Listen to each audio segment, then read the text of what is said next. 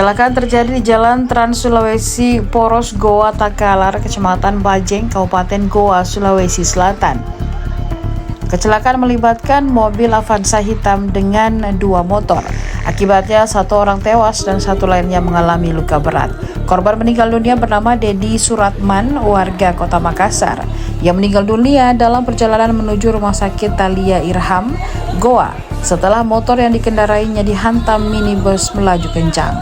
Sementara itu, pengendara sepeda motor lainnya, Muhammad Ramadhani, mengalami patah tulang. Ia langsung dilarikan ke Rumah Sakit Haji Makassar untuk mendapat perawatan intensif.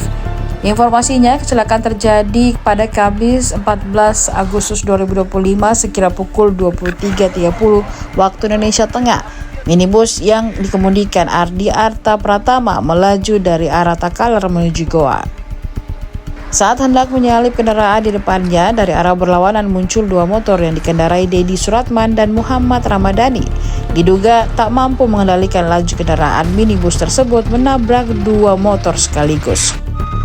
Seorang saksi mata, Basri, mengatakan mobil tersebut melaju cukup kencang sebelum kejadian. Kecelakaan sebuah mobil bergerak dari arah selatan mendahului mobil, kemudian ambil lajur kanan dan bertabrakan dengan 2 sepeda motor.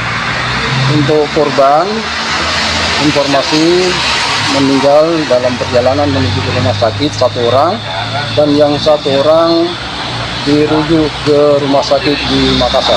Dia tabrak 2 pengendara sepeda motor, 1 sepeda motor NMAX, yang 1 Kawasaki Ninja, yang meninggal di rumah sakit Thalia di Kabupaten Goa, yang 1 yang luka-luka dibawa ke rumah sakit Haji Makassar. Supirnya sekarang diamankan di Polres Goa untuk penyelidikan lebih lanjut. Mobil Di arah utara. Oh, dua pengendara ini dari bawah di. Dari bawah semua. Ini mobil yang dari atas. Pak. Dua korban. Download Tribun X sekarang. Menghadirkan lokal menjadi Indonesia.